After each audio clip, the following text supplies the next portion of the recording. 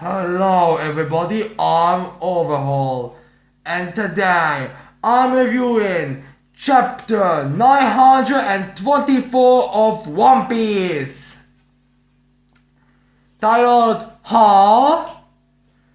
And to be fair, the chapter it would be kind of predictable what will happen. So anyways, we begin this chapter where basically see the aftermath with the Beast Pirates being impressed how, wow, Master Carter was able to take him down with one hit. Which kind means that they are unaware that their calamity, their second highest position on the pirate crew can be one shot at by their Yonko, which kind of makes them stupid, but who cares? So yeah. We see basically how everything's destroyed, everything's just the worst. And the other pirates and samurai are like, whoa, this kid is still alive?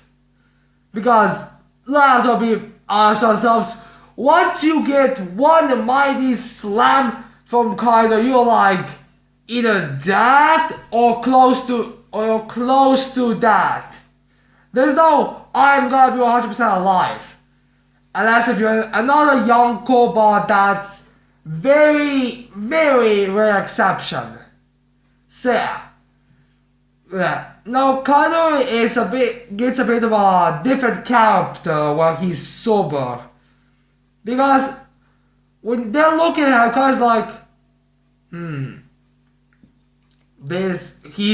I don't know if that's just my after effect of being drunk, or if this kid it is just glaring at me. And the other was like, what do you mean staring? I mean, how? Basically that's so they cannot fathom. But he's like, just firm the cage. We're going to prison. We're going to deal with him. We're gonna make him, he'll be a powerful ally once we destroy his spirit. And then a bunch of the people that were under him wanna take him, but Luffy uses Conqueror's Hockey, which knocks out all except one guy. Which is supposed to be used to show that, yeah, Luffy's Conquerors is still more powerful than these random beast pirates and samurai, but yeah, there's still some that can handle it. And Carter's like, Conquerors. There's way too many people with Conquerors. And confirms that Kid used to skate the Ginger Magnet Supernova also has Conquerors. So yeah. Then Carter just forms into a dragon and flies away to get drunk. He also says that they need to keep the whole he's a pirate thing, and they don't know. I feel like he did that because people might start panicking. Oh no, these pirates show up and they can come as much as they please. And those types of stuff. So yeah, that's maybe the case. Or maybe the people just think that the Beast Pirates are, originate in Wano, it's just they don't believe it. Or they assume they come from Wano, but they do not know that Beast Pirates actually are from the outside. Who knows really? We haven't got any confirmation of that yet. No, we also got a little Law and Beijing action. Law wants to get Luffy out with his room technique, but Beijing's like, no you're on. He sets one of his sea prism stone, what's they're called? So something sea prism stone nails, I believe, yes, they are nails. And when he sends that to he basically says that the majority of the sea prism stone comes from Wano, and that only the blacksmiths in the Wano country can make such tiny such tiny utility, which does make me wonder where is he keeping them and how is he not affected by them. But considering the fact we haven't seen Ham firing at Law, it's possible that someone else did. But who knows, maybe there is some way for him to go around that thing. Like how some Luger may have a way to, like how Kakuri could, if someone would attack her with something deep sea prison stone, he could just retort his body. Like if Smoko went with his weapon, with Kakuri, that weapon it has a deep sea prison stone tip, Kakuri could just have, make a hole in his body and have that go through. Maybe something like that has visual where he can keep it on him without getting the effect of it. But yeah, Law gets a piece of that on him, but he's still able to escape. Probably because he didn't went completely through, it's just enough to hurt him. So he probably just did that, or maybe he's just able to run, because I feel like that also how much of it and on what part could be effective. So yeah, Law's able to escape. He expressed that he's worried about his crew and for the Straw Hats, which he calls them idiots. But yeah, they had the keys to go and make sure they're alright. In the meantime, Kinemon goes to see Utsuru because of the aftermath and he's worried about his wife. Which he puts out something I'm very confused, which is that scarf thing, but how does that scarf thing actually disguise people?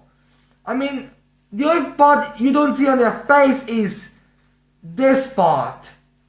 So, in case someone had a mustache, you just wouldn't see his mustache. And the backs of his head, but that's all that thing hides, so I do not get it. Anyways, the citizens say that they can't blame Luffy Taro because he was so kind to bring them to them. But yeah. And Kinemon is like, oh, I can't believe she is still as beautiful as she was 20 years ago. And all that normal loving husband thing. Now, before he leaves, he spots Asha Doji, which is, as we all know, Shutemaru, which either confirms that he is, or maybe he reminds him of Asha Doji. I believe that a lot of people, both in the fan base and pretty much us all will agree that it's probably that is Asha Doji. But yeah, now we got to the Straw Hats, and we basically see how they survived. Basically, the way they go is with the old female ninja. She used to, I don't know what's it called, old or some kind of that fruit to make the ground they were staying on to become so old that they could start sink. And they used Chopper as a platform or something, because I know we saw his, defense point or bulk point, or just, we saw that. So, people like Bappo, Momonosuke, Brook, Penguin, and that other hard part that I cannot remember are basically down there. Sanji grabbed the ladies, obviously, and he used his skywalk to get them up. And they're like, hey, come here and help get us out of here as well. And then we get to see them. After they're all out of the hole, Okiku says, alright, now I better tell you the situation. So, now we can assume they get out everything. And now we get Zoro, Robin, Frankie, and Usopp. First we get Frankie, and those faces, and the faces that Oda does with Frankie, Robin, and Usopp are, I would just say, weird, and they feel like more, that over the top thing. Like in one Christmas movie where that main villain is like,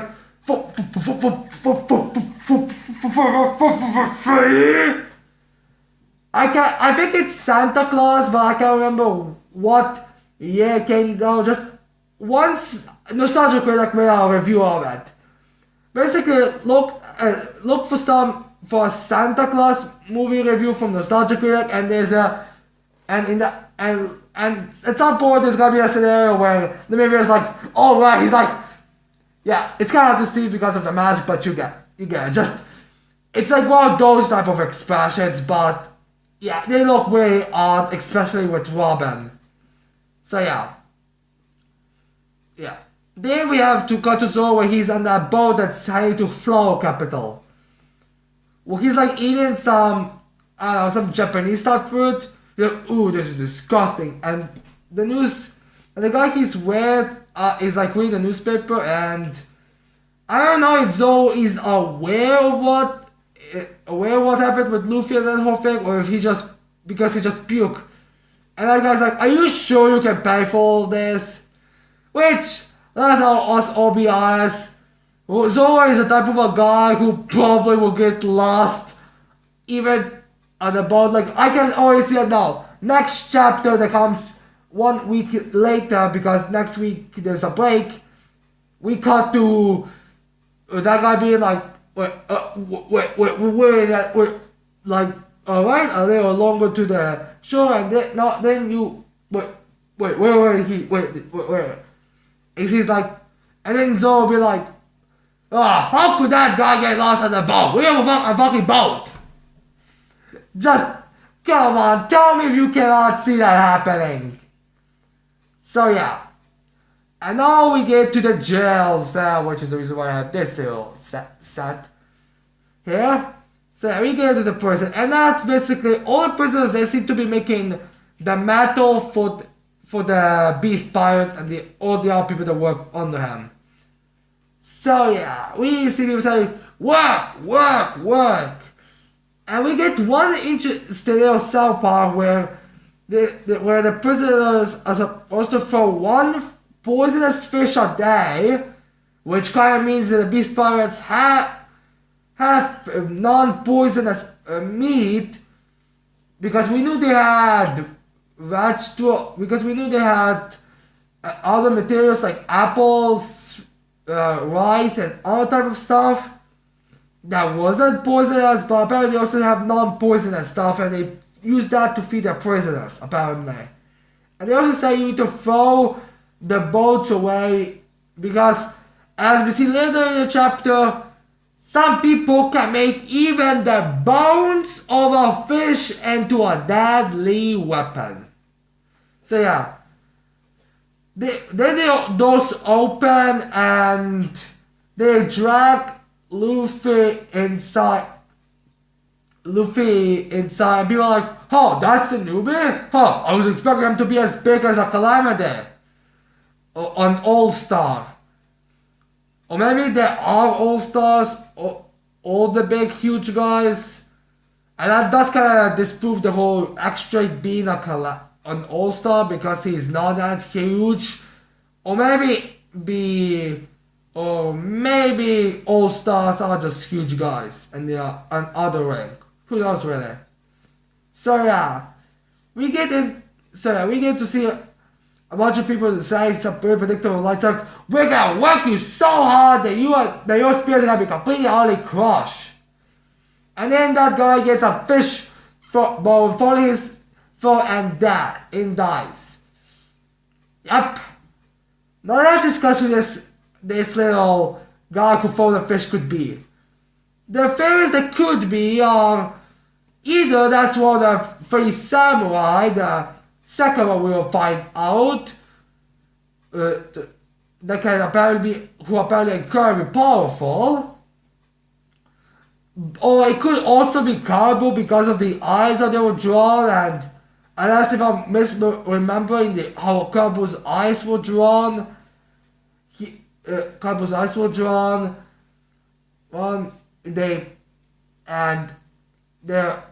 his, Or maybe all those guys has just the same eyes as Caribou and Mihawk. That's also a possibility. Or how maybe that could be Killer with both his masks, but it's very unlikely. But it's possible. The only thing we know for sure is that it's been a while. So it's more, I'm more leaning to those three samurai because Caribou got captured by the Beast Pirates a couple of, let's say a week or two before, or however long was from Caribou's side journey to the time that the pirates arrived, but it's very likely that it's been a longer time than a couple of weeks. So yeah, that's what I get. So that's what I get from that. So it's possible all those three samurai. Plus it would make sense. But that still doesn't exactly say the Caribou will not be in a prison because, well, I feel like Oda is trying to do with this arc because of the ending, like part 1 finished, would basically be like, the first part would be like Saber Odi Archipelago, the second part would be like Impel Down, and the third part would be like Marineford. That's what I kinda get at. That's what I kinda get. But who knows really? Apparently there's going to be 5 parts into this place, but I'm not familiar enough to know exactly. So this was a chapter. All in all, it was kind of a understandable chapter. Nothing really new or anything like that was established, which we all kind of predicted. That it makes sense, and we may or may not introduce to one of the 3 samurai that's supposed to be extremely powerful. So anyways, I hope you like this video, and I hope you're gonna leave a like and subscribe to my channel for more videos in the future. And that's it, I cannot wait to see all of you people next time. Bye!